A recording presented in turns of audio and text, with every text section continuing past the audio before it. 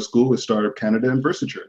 Startup School is a program of Startup Canada, a webinar series dedicated to the professional development of Canada's entrepreneurs. My name is Matthew Allen. I'm a journalist as well as a volunteer with Startup Canada, and I'm your host for today. I will introduce our featured guest in a few moments. Today's Startup School topic is your secret weapon for renewals and MRR. It is presented by Versature, which raises the bar in business phone communications with an exclusive focus on cloud-based VoIP communications for business. Versature delivers the highest quality phone systems, the most features, and enterprise integrations and plugins. Versature prides itself in extreme customer care and provides fully bilingual Canadian-based technical support to all of our customers. Our featured guest is Jonathan Moody, the co-founder and COO of Versature, based in Ottawa. Growing up north of Toronto, Jonathan attended the University of Ottawa and began working in Ottawa's thriving tech sector during the late 90s. Jonathan has spent more than 15 years helping organizations change the way they do business through technology. With a background focused on the internet, hosting technologies, and most recently, cloud services, Jonathan focuses on helping firms of all sizes realize the business-changing benefits of services such as Salesforce.com, Google Apps, Asana, and hosted communications such as Versature's hosted PBX. We'll start today's session with a presentation from Jonathan and then open the floor for Q&A.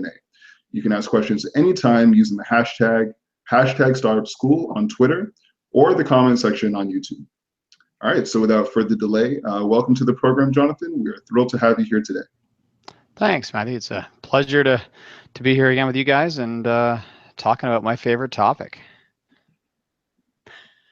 What I want to do is, I guess I'll share my screen and get the slide deck going here.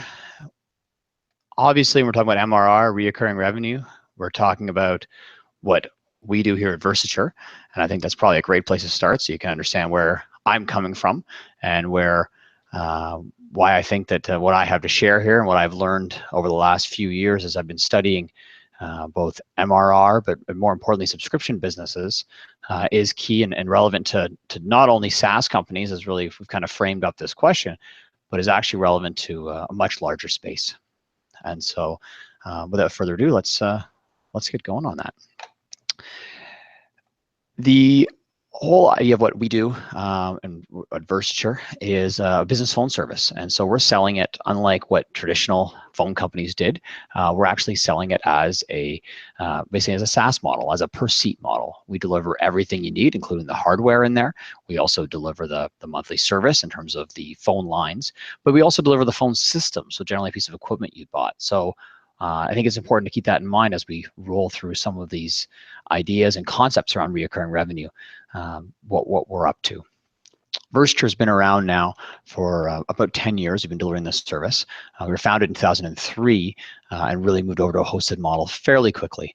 In 2015, we won a Best Business Award. In 2015 and 16, we won a Telecom Employer of Choice, and I believe that's really about being a different kind of company.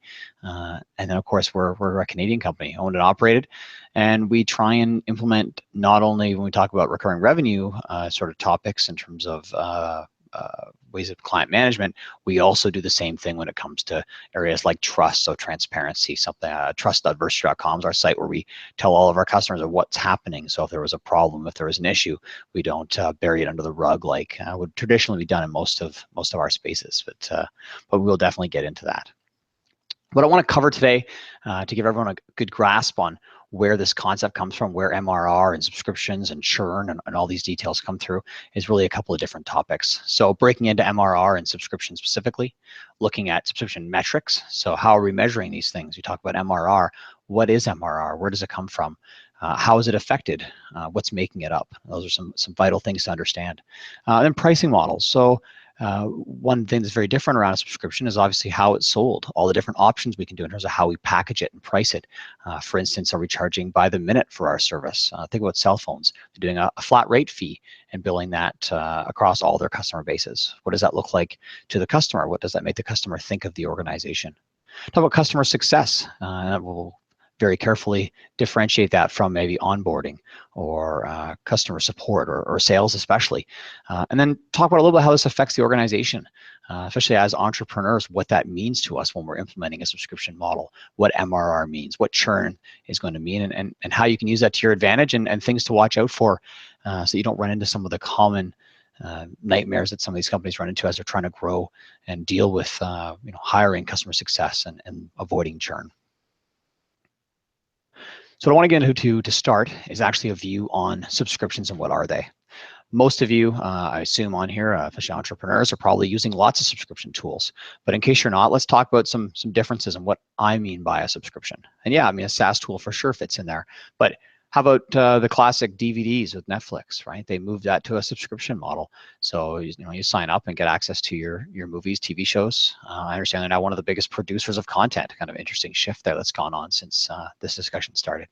How about CRM? So in the old days, a customer relationship management product you might install in your server. You might install it on your desktop machine just to track contacts and interactions with clients. Do you do that nowadays, or do you go buy from someone like Salesforce.com?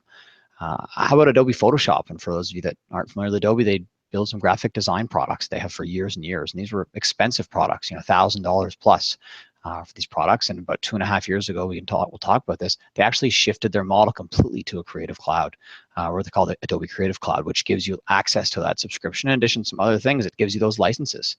And they've actually they're one of the early adopters, and the market wasn't so sure, it was the stock market, whether that was the right idea, but it has paid dividends. And they've been able to make it work. And then outside of the tech space and the web space, I think a really interesting example is Zipcar. So if you're not familiar with Zipcar, they're doing, of course, basically you get to use a car. And so their slogan is own the trip, not the car.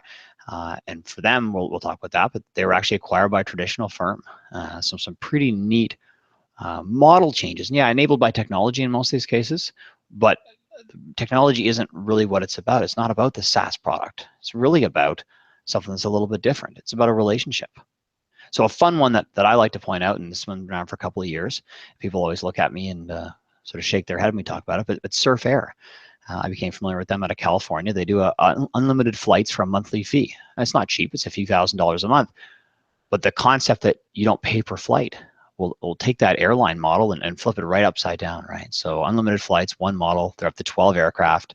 I believe they're launching in Europe actually later on this year, early next year, with a similar model. So pretty neat world of things you're seeing change. But what's going on here? I mean, we'll talk about this more, but really what's happening is there's a relationship being created. But why is this so important? Right, so we're going to push, we're making a change from buying things, right? Not buying that car, not buying that airplane ticket, to moving to a subscription, to an experience that they have, right? Which is really a relationship. As I said, the importance going on, I mean, to kind of give you an idea why it's so relevant or why this is so key is look at Zipcar, acquired by Avis. So Avis, a traditional car rental company. Zipcar grew as a startup, went through rounds of financing, grew and grew and grew. Avis realized they needed to be in that market space. They needed a different approach to how they were selling. Now, they didn't stop their existing business. They still rent cars if you go to the airport and pay by the day. But Zipcar was what they saw as a new trend, and I believe they've been proven correctly. There's a few different players in that space now. Netflix, of course, I mean, there's no such thing as Blockbuster anymore. That's pretty amazing change. I mean, I don't think there's a bigger test of relevancy to tell you that's what happened in that scenario. And as I alluded to before, Adobe, recurring revenue now, as it was in 2015, actually 75% of their revenue is coming in through subscriptions. In 2.5 years, that change happened. I mean, just drastic. And I think you hear most people suggest that it saved Adobe's business. Most of the traditional software firms do not exist. But I can tell you, when I did this presentation 2 years ago, or a piece of this presentation on subscriptions for a product camp, that most of the group, especially those that were using Adobe, did not think the model made any sense. They thought that's the end of Adobe. They will not be around in 2 years. Well, they've proven that the marketplace likes the subscription model. It actually makes the product more affordable, but it is an ongoing expense. So it's pretty interesting from that perspective. In 2013, there was an interesting business executive survey that was done by the Economist Information Group, of course, sponsored by a subscription billing company. And they talked about that 83% of the executives out there believed it was going to be a source for more profit. So they saw it as an opportunity. And that's the way, as entrepreneurs, I think we need to look at this. Even if you're in a different space, you got to look and say, how can I use a subscription to get better alignment? How can I use a subscription to get a better relationship with my clients? Because that's really what happens when we have a subscription, right? We have an ongoing relationship. It isn't the classic used car sales, right? You're not walking in and some guy fleeces you and sends you home with a car that doesn't work. And when you come back, he says, he didn't buy the extended warranty. You're actually in an ongoing relationship. So if that client's not getting value continuously out of your product, you're not going to have a client, right? Even if there's a contract there, you're not going to get the renewal. And so this is such an important key piece as we talk about MRR. And yes, it's a great way to make money for a company, but there is a very large requirement on any organization that's in the business to be able to maintain it. And we're going to talk about some of those metrics and what that looks like. But if you're not able to maintain your clients, you've got a huge problem. Your business is going to disappear even more quickly than in a traditional space. You might be able to fleece a different person. You need to have those clients continuing to spend to cover that acquisition costs, to make your acquisition efficient. But it really is an amazing opportunity, a new challenge. And one of my favorite companies in the space loves to talk about, it's actually monetizing a relationship is what you're doing. So if you can have a relationship with a client where they are looking for something and it has a value to them, they're going to be willing to pay and keep paying for it as long as you keep delivering that value for them. You're going to see this slide a few times. I've put it throughout, but I think it's a really good explanation. It comes from my friends at Tatango who do a customer success management platform. And I love the way as you walk up this diagram, you get that first value. And if they lose their value, they're going to churn. And then you can grow the value, right? And again, decrease value and churn.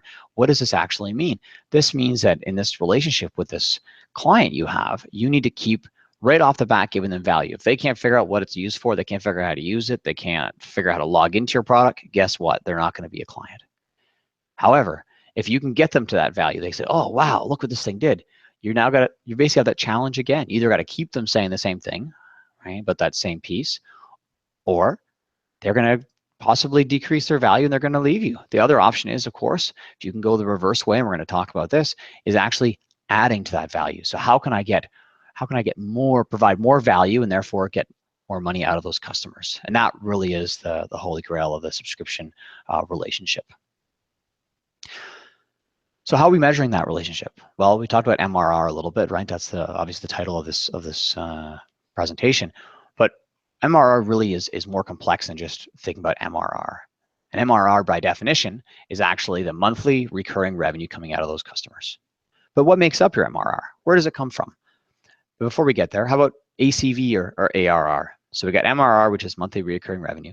We have ACV, which is annual contract value. And we got ARR, which is your annual recurring revenue.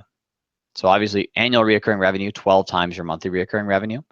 And your annual contract value is usually the contract value over a year of those customers. So all very similar related numbers to work with. However, they come from a very interesting mix, as you can see on the right-hand side of this slide. So they come from both your new customers, right? So what do they already have? So when we start this year, those are the clients that are already on the books that are going to be paying for service this year. Maybe contracted, maybe not. There's some details there. But then we're going to have some expansion, right? So those clients are going to add new staff. So for us in our business, let's say you have a business with 15 staff members, they're busy working away, your business is going well, you decide, oh, we need to have 4 more sales staff. We're going to try and grow this business even faster. So you call us up and you add 4 more phones basically per users. We set up, we get them onboarded with us, we deploy those phones. You are now going to be paying us for 4 additional seats. Usually works perfectly. This is in alignment with the customer. The customer says, I need to have 4 more staff. They say, great, I'm happy to pay that $30 or more a month, and off to the races everyone goes. But then you get the other side of it. So let's say you have a 30-seat office who decides that you're not delivering value. What are they going to do? They're going to turn off the service. And so that's a lost customer. So what is your net new MRR or ACV? That's actually the total of those, right? So it's your existing clients, it's addition to those clients, and it's your churn, your lost customers in there. So let's keep that in context as we look through the next couple of key metrics here. The 3 I want to focus on are churn. So we've hit that a little bit in terms of clients leaving, recurring margin, and growth efficiency. Let's start with churn, right? So it's when a client stops contributing to your monthly recurring revenue, they cancel. They're no longer with you. Poof, that money is gone. You're not getting it back.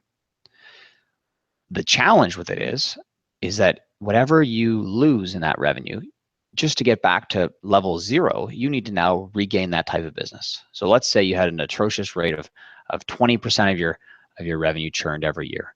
Well, you need to then go out and gain 20% just to get back to $1, right? Back to where you started. And that's obviously a huge challenge if you have a large churn, especially if you're targeting a large growth, which most in the SaaS, but in general, most businesses are always going after. And a more advanced thought on this is negative churn. And so what they mean by that is actually net churn. So you're using upsells and cross sells, right, to actually increase the amount of money your existing client base is spending above and beyond the churn that you're losing. And so that for most companies is where you really want to be, right? So let's say you have 2 clients who leave out of your 100 clients, but the other 98 clients all add services, right, through cross-selling of different products, upselling of additional products. And so therefore, the total spend that same cohort, that same group of clients has is actually gone up. And that's what we need to be thinking about. But the big asterisk here, and we'll talk about this, is that if you can't get your churn rate low enough or close enough to 0, then it's very hard to be able to add to it, right? Because you just can't catch up with where you're behind. A couple quick examples here. So our friends from SaaS Capital, they've got 2 comparison companies here. So Retention Inc. and Churn Co. Solutions. So you can see they're going over a 5-year period there. And I'll go to a graph so you can see the details. But for anyone who wants to look at how they're constructing these numbers, the basic concept is one company is at 95% retention, one's at 80% retention. What does that mean? 5% of clients leaving, 20% of clients leaving. So over that 5-year period, if we go to the next slide, you can actually see what happens here. So after 5 years, that higher retention company actually has 40% more revenue. They're growing 50% faster, right? So 22 versus 15%. That's pretty key, right? That's a huge difference considering you leave everything else the same. You're growing at 50% faster speed, and all you did was kept an extra 15%. Now, it's easy for me to say you kept 15% more of your clients. That's a big number. But for most businesses, 95% should be an attainable retention rate. We can talk about that, but that's really something that 80%, if you 80% of your clients are only staying with you each year, then you're doing something wrong to the other 20. Maybe they're the wrong clients, but there's a change that has to happen. You can't keep operating at that kind of a churn rate. The second business which affects us directly is recurring margin. So your recurring margin is your recurring revenue minus your recurring costs. Now, why are we talking about this? Well, we're a recurring revenue business, which means that we're delivering a service on an ongoing basis, right? We're not going ahead and sending out, a piece of equipment that costs us this much money to produce it and then it's gone. It's actually the reverse way.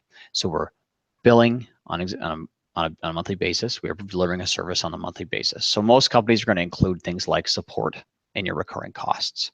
You're going to include, so all your cost of goods sold, obviously, if you've got servers, if you're a SaaS company, if you're an airline doing recurring business, I'm sure you're going to include your cost of your airline, of your airplanes, your admin costs, right? So it's all about overhead costs that just exist each month, whether it's someone for billing, you'll answer the phones, how about the cost of the phones, right? All these costs that you need to incur just to deliver the business to the existing clients that you have. And most people in the SaaS space, or most companies in the SaaS space, include R&D in there. And I'd recommend that as well, because usually R&D is a fixed percentage. You're not scaling up quickly and scaling it down with projects. For most normal companies, they've got some developers on staff that are working through improvements. And as part of that relationship, you need to be making those improvements, right? You need to be delivering that additional value. And so those need to be included in a lot of cases, part of the recurring costs, but definitely not a traditional accounting metric for sure. What happens at the end? So what is this recurring margin? Well, this is the money that you have to use. So it's how much you're bringing in minus how much you're spending on delivering the service to those people. And that leftover piece is what you have to do a couple of things with, right? One would be take profits in the organization. The more common one in the SaaS space, especially if there's a large market available to you, is that you're actually using it to fuel growth. And so when you're fueling growth, the really important metric then becomes, well, how efficient can you be? So you're going to take that money that you have left over and you're going to invest it into growth. And if you're doing that, then where you need to be watching so carefully is how effective it's being, right? What's the efficiency of that growth? And so are you spending $5 to bring in $1 in revenue? And that's a metric we're going to dig into a little bit deeper here. The common metric used to measure that's going to be CAC, or customer acquisition cost. I'm not a big fan of the acronym, but it is a very important metric. And so that generally is looked at as the cost to acquire a new account. So you're normally going to take your marketing and your sales efforts primarily, and you're going to be using that to calculate your CAC. So what do you have to do to improve CAC? Well, it's pretty clear. You need to be more effective. So does that mean you need to buy more effective ads, or maybe spend less on ads, maybe target different keywords if you're in a new space? One thing that I know Anastasia actually did a talk on with Startup Canada was around an SDR program, so outbound calling campaigns to business. Another one there that's listed isn't in our business, but increase conversions from free to paid. So make a change to drive those conversions. That's going to improve your CAC, because the ones that don't convert generally aren't included as clients. And so you need to get them not only through the sales process, you need to increase the number that are converting. For the ratio of CAC, normally you're going to look at lifetime value. So most will suggest a 1-to-1 ratio on that, or somewhere around 1 year of revenue in terms of what's acceptable for what your cost of an acquisition of a client is. What does that mean in layman's terms? That means that it's going to take 1 year of revenue to pay off the value of that customer. It's really that simple. So probably some of you out there, especially if you're not in the recurring revenue business, if you're not running a SaaS company, you're saying, what? You spend a whole year of the worth of their money just to get that client. And that's because the lifetime value of that client's going to be more than 1 year, or you got a big problem. So if you're spending 2 years of revenue to bring in a client who only lasts for 6 months, well, obviously you're short 1.5 years of revenue. That's not a good customer acquisition cost. So what do you need to do? You need to become more efficient. Otherwise, you shouldn't be investing that money into adding new clients at that rate. So sometimes when you're in that case, you'll talk to people who will look at those views and say, we need to reevaluate our marketing program. We need to, I would say, probably redefine who the client is in a lot of those cases. Are we selling to the right people? These are good lessons to learn early in that MRR, that subscription billing world. So in summary, we get a subscription that starts a year with anticipated recurring revenue, right? So an MRR times 12 or an ARR. You got churn that pulls from that result. You've got recurring margin. So that's that difference that you're pocketing each month, or not pocketing, but spending on growth would be option B. And so you can see that those 3 metrics are so key for what your MRR is going to look like on an ongoing basis, because your churn is going to obviously be decreasing that. And the margin there, if you don't have any margin, if you underpriced your product, for example, then you're going to have a really hard time investing. You're going to need either VCs or someone that's really excited about that outcome, who's willing to put money into a business that isn't able to show that margin. Doesn't mean you need to make profits. It means you need to show that margin is that you can go after and know you can grow the business organically. Which takes us perfectly into pricing models. Right? So if you're not pricing properly, then you're not going to be able to have any margin. You're going to have a hard time marketing, because price is obviously a big part of marketing. And so in order to enable MRR, I think it's a worthwhile discussion to have to review how and why we're pricing. So what are the classic pitfalls of pricing when we talk about MRR and recurring revenue? Well, the biggest one, we talked about a relationship and alignment with a customer originally, is customer alignment. So what does that mean? Well, how does your client think about paying for your product? And so let's roll back to our product again. Well, our clients, they don't get the way it used to be sold. It used to be a piece of equipment you had to purchase for $200,000. It used to then be you had 50 staff members that had to buy a phone for each one. And then he said, well, how many phone lines do I need? I need 10, or I need 15, or I need 20, so that if 20 of them all pick up the phone at the same time, make a call, is there going to be a busy signal for that really important customer calling in?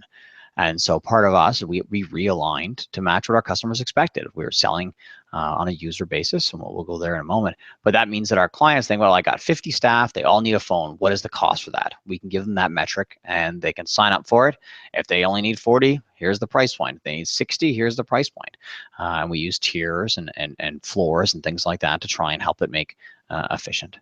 How about brand alignment? So part of Versature's brand is we are very transparent to our clients. We provide pricing on the web, which most of our competitors don't. We believe in being upfront with our clients as much as we possibly can be, and that includes in our pricing. So we have over time moved to continuously add more into the bundles. In other words, not to nickel and dime, not to have outside one-off ads and features they need to pay for outside of the bundles. The bundles are as all-inclusive as possible, whenever possible. So it makes that math really simple. You say to a client, it's $30, $35. Which package are you on? Times the number of staff you have. My belief is if you can't quote it while sitting at a hockey game, you're probably doing something wrong when you're trying to be a transparent company. And we do see competitor quotes come in on that note that don't do that. There'll be a 2-page quote with 15 or 25 different line items on it that no one understands, and it actually helps us because that's why they send it over to us so that they can help interpret what they've been quoted, which is a lot of fun. That can be brand alignment, but it's also customer alignment. How about input pricing? So a lot of cases, and when we started this business, that was one for us, is that the prices of your inputs, you automatically assume how you should price on the client side. In other words, you are trying to mitigate your risk, and so you want to, if you have to pay for X, you want to charge client for X. And often the suppliers, in my opinion, the wholesalers, aren't on the same page as you, right? They're not looking at the market opportunity that's changing. How about when Netflix first went to market, and they were trying to sell movies across Canada or across the world, basically across the US, without buying DVDs. They're trying to negotiate these deals. So I'm sure they then got put into, oh, you're a cable company. Well, this is how we license to cable companies. I said, no, we're a different thing. This is what we need. Oh, okay, well, here's the next scenario. And so they were fighting against how they're being priced on the input side of things. I have no doubt the same thing when you look at the car rental companies, right? The Zipcar model would have had a very different financing model than what the traditional car rental companies had. And so you end up with a fear of not lining up with what your input pricing is. And you actually sometimes, for us anyway, a lot of our pricing, we couldn't see beyond it. You get captured by what your costs look like, and you end up pricing because of it. And so talk to customers, talk about that relationship. What's going to make things work for them? And that's really where you want to be building your battle, or building your pricing sheet. So I think Surveyor, obviously, change from norms would be a classic one. I don't know who had the guts over there to say we're going to flip an airline industry that's always struggled and always had difficulties and make a new model of it. But they obviously are making a go of it, and it seems to be working. So it's impressive. So when you're designing your pricing, on the left-hand side here, and this concept for defining pricing actually comes out of Simon Kucher and Partners, so I won't take credit for it, but I think it makes a lot of sense, and I've seen it presented a couple of times. You look at some different models of pricing, right? So user-based, like Versature uses, pay per seat, activity-based, so again, some type of a usage bundle. How about a business scale? So how big the company is, right? How you're going to price it, and performance-based, right? So an outcome based performance or base rate.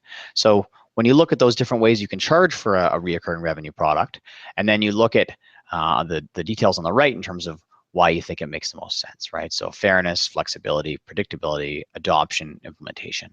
And so why don't we talk about why some of these are a little bit of a challenge a little bit. So some companies get into these very complex pricing models. They make a lot of sense. They're perfectly aligned with the customer, but they are just too complex. And so until you can spend the time to have very accurate and easy to access pricing, which is what people expect in today's world. If you're going to charge them per anything, they need to go look in real time and say, hey, where am I at? You think with the cell phone companies and the data pricing and the roaming pricing. Oh, it's, I just wait 48 hours to see how much data you used. You got to call in to get that information. Well, that doesn't work in today's world. No one's going to buy your product. They're going to be scared to use it, and you're not going to win on that basis. So if that's really where you're at, well, you may need to make a change and have an all-inclusive, right? Have it included in the package, maybe sold by the user or sold by the business scale, whichever one more closely aligns the costs to deliver the product, or the perceived value anyway, with the actual value to the end user, and that can be a key piece there. How about predictability? So one thing we've always seen is flat rate pricing. So our clients like that it's predictable. Early in our business years, we actually looked at a per minute rate. So we were using activity based and allowed you to bring the monthly cost down. But what it did was it drove up the per minute rate. And so when you look at that in a layout like this and a price metrics view, you actually realize that the challenge there was most of these companies, both small and big, but especially in the mid to big size, they want that predictability. They're signing on for what they need to have. They're signing on for the products that they're looking to use. So they're concerned about where that might grow to. And a smaller business that's really concerned about costing, they were more interested in the activity-based. Well, interestingly enough, they would have saved a lot of money, and we had all the metrics to back it up. But what we found was that they were still too worried about it. You know, the analogy I used to use around the office was that, you know, they'd have a sales manager on the phone and say, all 6 of my sales staff are on the phone 8 hours a day. They're selling, selling, selling. Well, we knew when we looked at the numbers that that wasn't the case, right? They weren't selling, selling, selling. They were on the phone, but if they were lucky, they're on the phone half the day. Well, so if you took your calculator and did 8 hours times the amount of phone calls they made, that was scaring people away, and yet wasn't actually delivering, would have delivered the value, but they didn't understand that. And so that's been for us anyway, a good learning lesson. And it's just anyone looking at the MRR space, even if you've already got a pricing model, go back and look at it. Run the numbers on what you think you could do, and then try it out, test it in the marketplace, do a classic lean implementation. Go talk to some existing clients, say, hey, would this be interesting to you? In the ideal world, use it to make your pricing higher, right? Have them look at it and say, oh, we get a lot more for it, but this is, you know, the value is a lot higher. This is what the costing is going to look like. And it can be a great exercise to be handled by marketing, by sales, by an executive team in general. And the earlier you do it, the faster you'll see the returns on that.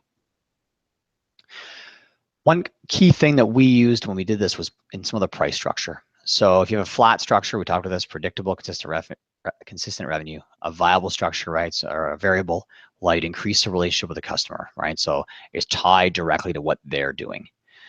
But I think the bottom one here is the most important one we haven't talked about, is tiers, caps, and floors.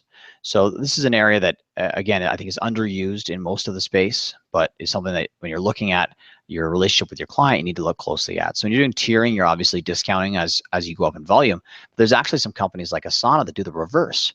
They're free below, I think it's 15 users, and then above that they charge. Well, how about price caps? So where you're removing that risk. So you're doing a variable price structure, but a client says, oh man, I'm a little worried here. And you know that they're never going to hit it, but they're worried about it. Well, put a cap on it, right? Or the reverse way, you're worried about managing your risk. So it's been a traditional spot in long distance generally. Include a certain number of minutes with a package. Versure does this with toll-free. We include thousands and thousands of toll-free minutes as part of the package, but they are capped as several thousand, because there is a real cost there if you had someone who abused that. In most cases, in my experience, you find people don't. Once you're even of a medium size, you can start to see what the norms are and start to attract the right clients, draw the right things. On a price floor, this is something that Versure uses on the smaller clients. And so we found that we have more success with clients of a certain size. And so we actually put price floors. In other words, a client that's only spending $20 a month with, unfortunately, we can't do a great job with, because it costs us money to do the great job we want to do. And so the clients for us that we do a great job with, they have 10 to 100 staff. They've got the right processes in place, the right contacts. They're looking at hosted products and SaaS in general for the right reasons, and so we're able to have good discussions with them. And so we've implemented some floors that say if you're below a certain size, if you're doing certain things, a self-service product might make more sense for you. A high-touch, reliable, transparent product like Versure is really designed to target a certain client size. And so price floors allow your sales team to fairly and openly negotiate that with customers. We've had many cases where clients come to us when they're really small and especially as single entrepreneurs, and it just doesn't make sense. But when they add their first 2 staff, suddenly there's a great relationship to be had there. So we've got pricing figured out. We're saying, we're going to price our product in a certain way. We're going to use that in order to drive MRR one way or the other, right? High volume, low price, base price plus add-ons, things like that, fixed price, variable price. So that's going to obviously affect a huge amount of that relationship with that customer, because the one thing they get every month is that invoice from you, and that invoice reflects how you price, how you sell, what your relationship was with the customer. But customer success, in my opinion, is the biggest change that we're seeing that's driving or changing churn, which of course, as we saw, has a huge effect on your MRR numbers and your ARR year over year, and that is your ability to keep clients. So just quickly roll through it again. We have to deal with our existing clients. That includes both expansion and churn. So both that yellow and red box are what we're talking about here. Again, I told you you'd see this slide. So we're adding value. If we don't add value, the value decreases. The client says they're not going to use the product anymore, and they churn out. And so that's what customer success is attempting to to reduce and ideally turn into actually negative churn. In other words, you're going to get more value out of those clients, more users, more usage, more functionality. We've talked about the difference in terms of what it looks like at the end of the year. So I don't think there's any debate from my perspective on what that looks like. According to SaaS Capital, for every 1 percentage point increase in revenue retention, a SaaS company's value increases 12% after 5 years. So we'll tie that back. But what we're saying here is that churn is magnified through the entire organization. So you need to focus on it. And how are we focusing on it? Using customer success. So again, SaaS Capital put some great numbers together on this. They work in the SaaS space. They talk about net retention in the customers they look at of actually being up around 100 when you have customer success. If you don't have customer success, you're struggling to hit 95. And so I think that tells you not only do we know that churn is an issue that needs to be addressed, that customer success is the ideal way to address this. So what is customer success? Well, the traditional model would be, we talk about support, right? You call in and get help. Think about how you work with most of the organizations out there in the world, right? Something breaks, you call them, you got a new phone, you call, you wait on hold, you talk to a person who you're a number two, they hopefully solve your problem in 1 or 2 calls, and you go away, right? And then you don't hear from them again until you have your next problem and you call them. Well, that's not customer success, but that's what traditionally is done with these recurring revenue model businesses, right? It's break, fix. So I like to talk about the ISP world, right? The internet service providers where I come from.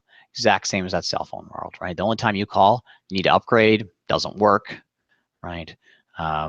It just doesn't make any sense. How about if you sign up and you don't ever use the service? Well, that's no good. You're eventually going to churn out. Well, they're not designed to, they don't call you and say, yes, sir, you're not using the service.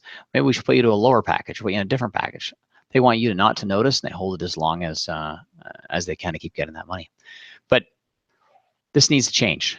And the customer success movement that's happened in the last 5 years, driven by a few firms, but to list a couple of them for you, and I'll share these at the end. Tatango and Gainsight are both big drivers of this. It's come out of a lot of the Salesforce world and out of the SaaS space. But it really applies in general whenever you've got a relationship. So again, we're going to look at this. We've got these decreased values and churns. Well, when you have a recurring revenue business, you can't have that if you want to have overall growth. So what is it? Well, the CSM role, they do upsells, cross-sells, handle renewals. They do churn prevention. What they're not is customer support. What they're not is onboarding staff. You need to have those fields, but they're actually different teams. This is actually all about managing your clients. So we talk about early warning systems. Well, what are they doing? They're going to be actually having proactive conversations with those clients. I mentioned the example a second ago with your cell phone company or your internet provider. They're not going to call you. They are actually going to wait for you to call them. And if they do call you, you're trying to get off the phone because you think it's a salesperson calling you, and that's why sales can't be customer success. So instead, what we need to be doing is finding reasons to have conversations that are useful. Well, the most important one for me is a customer health score. So how do we know how healthy a client is at all times? Feature adoption. Are they using all the functionality? We talked about this with the internet providers. Are they even using the service at all? All right. How about outcomes? So are they getting online, it's too slow, and so they log off, doesn't work? I mean, hopefully in today's world, that's not necessarily an issue. But I can tell you with our service, for example, how about you have 20 phones and no one's using them? They're all using cell phones. Well, is that because we don't have them set up right? Is that because we haven't shown them how to use analytics so they can understand what's going on in their business, or they're advertising different phone numbers? They can look at that data and make business decisions. Is it because they don't realize that when their staff are using their cell phones, that the caller ID they're using doesn't come back to the main number? And what happens if that staff member leaves and takes their cell phone? What happens if they call after hours? It's an urgent message and they reach your staff's cell phone number and they don't actually have the ability to reach somebody else in the organization who's on call, or maybe a 24-hour support line. You don't have control over messaging. And so we need to have these conversations with these customers, and not when they call us with a problem, because when that client calls the problem, there's going to be hundreds of others who are having the problem and don't know to ask. And so CSMs need to see these in metrics, ideally in this idea of a health score, be able to call and have those conversations. And that fits hand in hand with an engagement plan. And so at Versture, we actually have our CSMs scheduled to make phone calls on a regular basis, depending on the size of the client, depending on if they have a contract that's renewing, a bunch of details there, so we can have conversations. But the conversation has to always have a topic. It has to have a trigger that's causing it. The classic sales guy who calls out of the CRM and has a note saying what kind of dog they have or that it's the wife's birthday, that was years ago. And so We need to get away from that. It does not work. And if the client even smells a salesperson on the phone, they're doing what you and I all do when we get a salesperson on the phone. They're trying to get on with their day and continue on. They'll call when they need help, becomes the perspective. So an executive dashboard, well, what do we do for buy-in? I mean, at the executive level, you need, and especially as you grow, to keep getting this information, right? So there's trending going on there, right? Are we making changes? What's the revenue impact? So if you have a customer success team that is doing a lot of renewals, right, that is selling new features all the time, that is upselling clients, this has a huge value to the business, and there's going to be a revenue impact, as we saw. I mean, the difference is drastic. If you can go from that 85 to 95, or a 15% gain, you're talking about 50% faster growth rate after 5 years. These are real numbers that need to be reported on, because even if you have it 1 year, you can't forget about it. You got to keep focusing on these things so you can continue to grow that MRR in year 2. This is an example of a customer health scorecard. It comes out of a company called Gainsight, who has a customer success management platform that plugs into Salesforce. It allows them to see what's going on, what that key feature looks like, what the billing and support usage look like. Are they opening tickets? And I always use the example of, if just because someone's not calling support doesn't mean that account should be a green account. In fact, I would argue it probably should be a yellow account. That means probably things are working, but maybe they're not using it. Maybe they don't know how to call, reach you. And so you got to have more indicators than that, but that is definitely a good indicator if you've got to start somewhere, but don't fall into the old trap. So let's talk about organizational impact. So we've talked about already that churn obviously affects your ability to grow MRR. I think probably more of a surprise to most people is to actually look at that growth efficiency, right? That recurring profit, and say, oh, this is interesting to be able to pull these numbers and put them somewhere. But that really affects your month-to-month ability to spend, is where that you're going to feel that right away. But how about if we step back and take a bigger look at the business, right? What's actually happening in that organization? What are the long-term impacts of such an investment in customer success, let's say, in pricing that aligns better with our customers? What's that gonna look like? Most people that are in subscription businesses are already thinking about the multiples. They understand that these companies are being valued by Wall Street, by Bay Street, by private investors, by organizations out there. And why are they being valued? Because it is extremely valuable to have an ongoing relationship with your client where they are continuously willing to spend money with you because you deliver value. And so if you look at this chart, this is the public markets. So it's higher than a lot of private cases are going to be, but you can see, and these are not multiples of earnings as you usually see in Wall Street. These are actually multiples of revenues based of ARR is what they're going to be, right? So annual reoccurring revenue. So SaaS Capital puts a great paper together on this, and I definitely suggest checking out their website if you're interested in learning more about this. They look at their client base, but they also use some other data sets available to review this. And so when they look at how these companies are being valued, they're looking at the growth and the scale of the revenue. Obviously, that's the number one thing. It's what we've been talking about most of the time. Addressable market size, which is an interesting one, but I think makes sense to most people, how big they think they can grow. Revenue retention. So there's our churn number, right? Gross margins, which we talked about, and of course, our classic customer acquisition cost. So for me, number one is really a mix-up of 3, 4, 5, right? But these are all things that when we're looking at these companies, we're saying, hey, how much are they worth? So when they look at growth and scale of revenue, they want to look at a couple of things, and you can see on the diagram the way that it breaks out here by size of business. And again, this is all from SaaS Capital. So how much revenue do they have today? What's the speed of the growth, and what's the odds of success? And that's how they're going to value those organizations. So if you're able to show a high speed of growth, if you're able to continue that as you grow, which is always the biggest struggle, right? If you're doing 50% year over year after year, I can tell you that number becomes harder and harder to get to every year. However, if you're able to pull that off, that's how you're going to get that valuation. That's how they're going to, the world's going to value that business more. And we're going to talk about why that valuation is good as well in a moment. Talking about revenue retention, I think this is a very interesting number. So when they looked at deals that were done and how they were paid and what the multiples look like, we're looking at as the yellow arrow here at the bottom is actually net retention rate. So the view in the SaaS world is that basically 100% is the status quo. You're not worth any more if you are doing 100% on the button. But if you have less than 100%, you are going to actually hurt your multiple. You're actually going to consider less valuable because of that. If you're up above 100%, therefore there's a higher multiple that will be paid. And so you be aware, but that means that if you're running at 80%, let's say, or 70% or 90%, you're in the SaaS space anyway, you're running below what is considered an acceptable retention rate. And it actually is negatively affecting your value in the end, whether that's an exit or whatever that might be. And so again, another reason to focus on this, not only does it hurt your month to month, your growth rate and everything else, it actually does affect the company's valuation. How about gross margin? So recurring versus consulting and gross margin and revenue mix is a little bit more challenging one to discuss, but the average gross margin is 85%. That means that 15% is actually going to be what's directly affiliated or associated with those costs. And so that means that your amount of recurring profit that you can put into your growth and efficiency is much higher.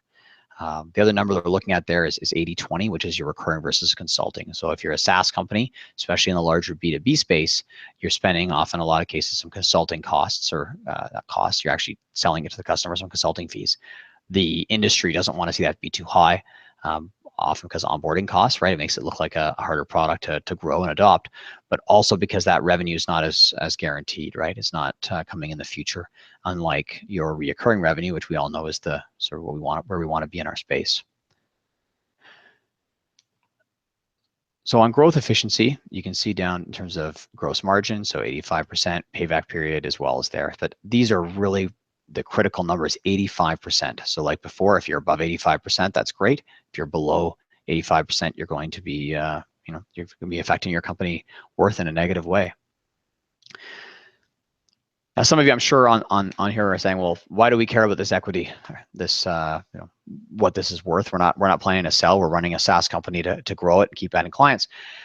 But what we need to remember is that those metrics, when they're widely accepted and they're starting to be, are important for many things, but including if you need to raise cash. So especially if you're looking at an equity or a debt round, these are the multiples that the investors or the banks, if it's a debt round, or funders are going to be looking at. And SaaS Capital, that's the business they're in, which is why they're doing all this looking. But I can tell you that even BDC nowadays, RBC, the Royal Bank, as well, are all starting to look at raising money for recurring revenue businesses, so usually in the SaaS space up till now, and they'll actually take a look and do financing based on recurring revenue. Something Verster has been through recently, and it's definitely worth looking at once you hit a certain size and you have enough clients spending. And I'm happy to talk about that as well if there's questions. The key is that these businesses are trying to understand subscriptions and SaaS, and of course, at an exit at some point, that's when you're going to need to know about it. But Matthew, that takes me to the end of the presentation. All right, that's great. Thank you very much. We've got a list of questions to ask, and I've got a couple of my own. You mentioned there are a couple of kind of pillars to the annual revenue model, and it seems to revolve around customer acquisition and churn, which is gaining your customers versus losing them.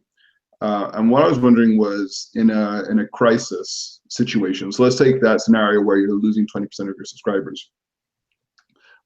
Should a business be focusing their energies on gaining new customers, or should they be trying to hold on to the customers that they have? Like, where's the balance, and where should they place priority?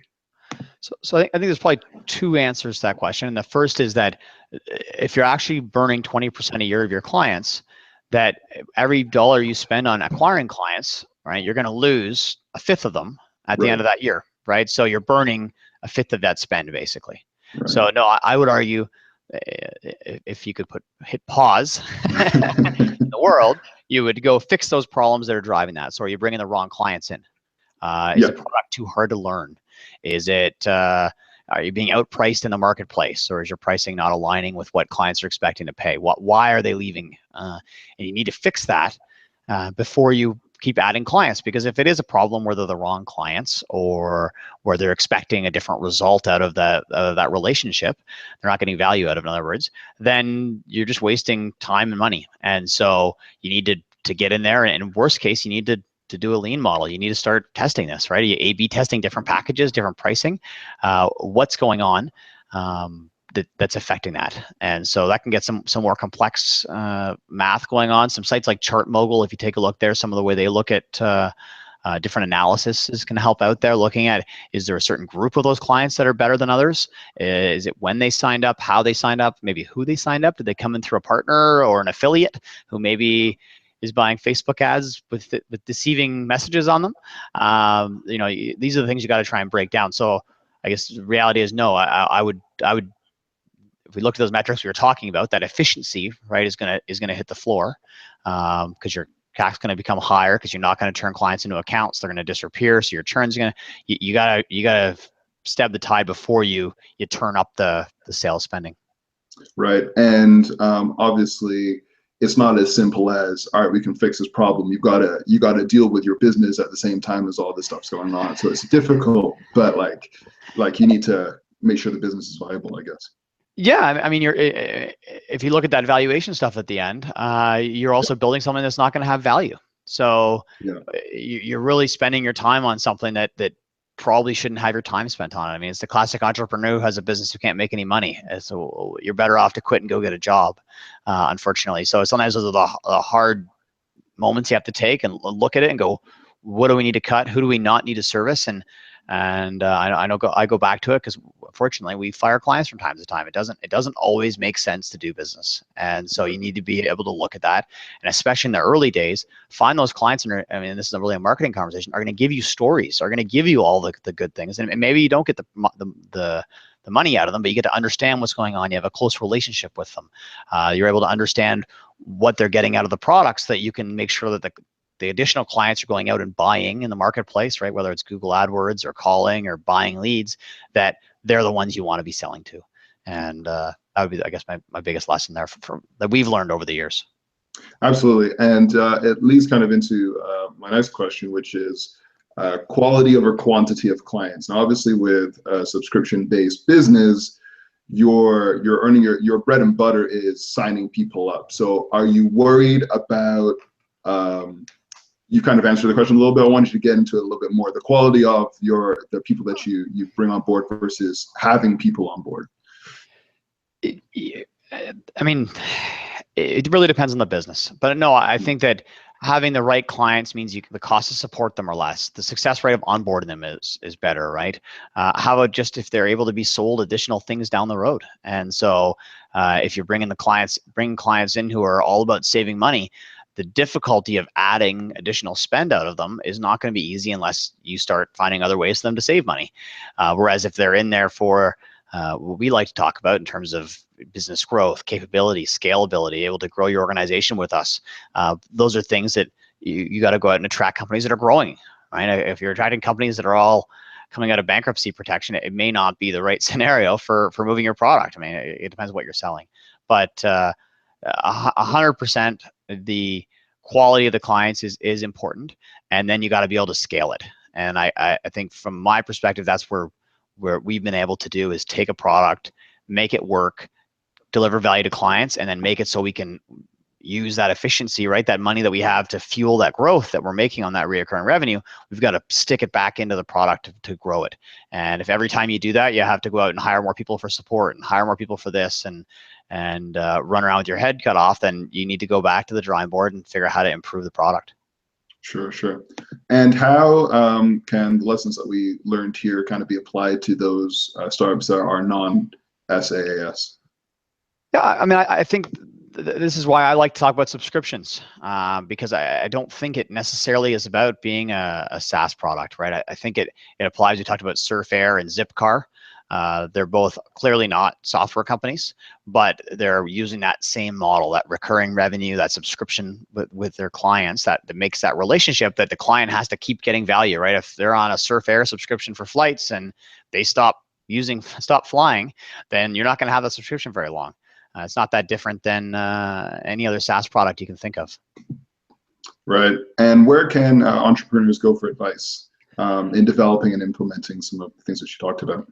Yeah, so there's a ton of great online resources out there that I would definitely take a look at, and we should probably we'll share those in the slide deck. But the I think the more important one is locally. So I can speak for Ottawa. I'm based in Ottawa. We've got an Ottawa SaaS group meetup. You meet with other SaaS owners, managers, executives, marketing people. They do different topics. It's a great place. Obviously, anywhere you can get to meet other entrepreneurs, and especially right now in the high tech space, anyone who's pretty much dabbling in high tech is probably working in SaaS in some way and reoccurring models. And so, the Startup Canada ecosystem, obviously, and the different communities out there are going to have people working in the SaaS space that are struggling with the same things you're struggling with. And hopefully, if I've got one thing across, is that you don't even have to be a SaaS product. You need to be someone looking at subscriptions. And I hate to say it, a magazine subscription qualifies. They're having a hard go of it, but it's the same concept. You're not subscribing, probably not because it's on paper.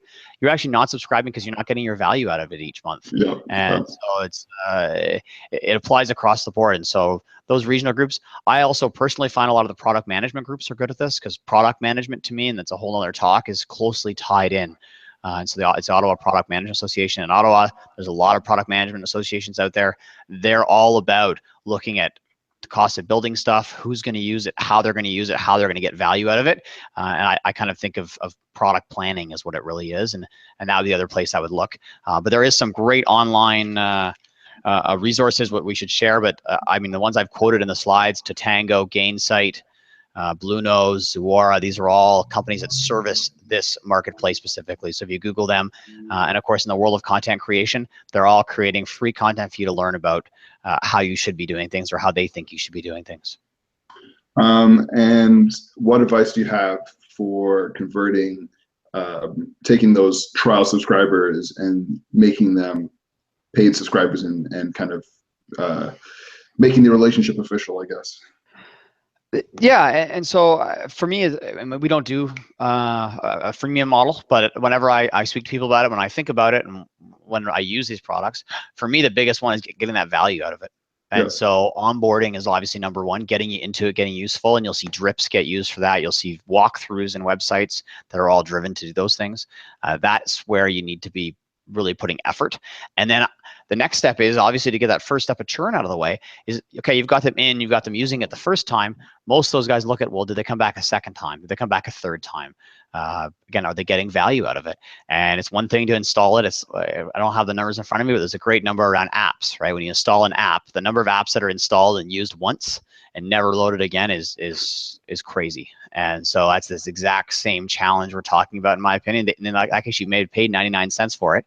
You used it for an hour and a half and you never bothered again. And so that's a fail on customer success in lots of different areas. And to convert that client to paid client, clearly they can't do that. Right. Any final thoughts that you wanted to share with our viewers today? No, I don't think. I think we've covered over. And if there's any questions, obviously I'm happy to answer them on Twitter or LinkedIn or anything later. But for me, it's all about the classic, what I like to think about a business, which is it's all about the client, right? It's all about servicing that client. And never has it been more true than in this reoccurring revenue world, where it's that ongoing relationship. If they don't want to do business with you, guess what? You're not going to be in business. So figure it out. We're in a world of software, so sometimes figuring out's easier. You don't need to go rebuild a new widget in a lot of cases. You need to change the pricing, you need to change the approach, you need to change how it's supported, but you need to have that client get value, or you may as well go home. Yeah, and it's kind of the great equalizer in a way, right? Because you're getting immediate feedback from the people who are buying your service. Like if they're not satisfied, then they don't give you their money anymore. Yeah, and what's important is it's not the classic lip service, right? Or are you happy, right? When the cell phone company calls, says, "Oh, how do you like our service? Is it good?" And you go, "Yes." Well, that didn't do anything. How about, did I use my phone last month? Did I have dropped calls? Like, what kind of metrics can you figure out to see if I actually am happy? The worst one is when they give you a survey right after you get off the customer support call, right? So you called in for support for one reason. Yeah, they might have taken care of it, but how about you question me on if I didn't have to call support, how happy I would have been? Right. Those types of conversations. And those are the ones I think where the modern customer success stuff that I'm talking about is what we're trying to attain. Are they happy? Are they using? Are they driven? Even when they don't realize they are. Yeah. For sure. Thank you so much, Jonathan, for spending some time with us today and for being a valued guest on Startup School of Startup Canada. It's been great having you on. Awesome. Thanks so much, Matthew. Appreciate it. No problem. Also, I want to give a huge thank you to Versature for presenting this week's class. You can learn more about Versature at www.versature.com. If you need more startup inspiration, join us this Wednesday at noon Eastern Time for #StartupChats. We will be discussing women in business. And of course, don't forget to tune in Friday for another Startup Chats on where to find funding for your startup. Thanks again, everyone, and have an enterprising week. Thank you.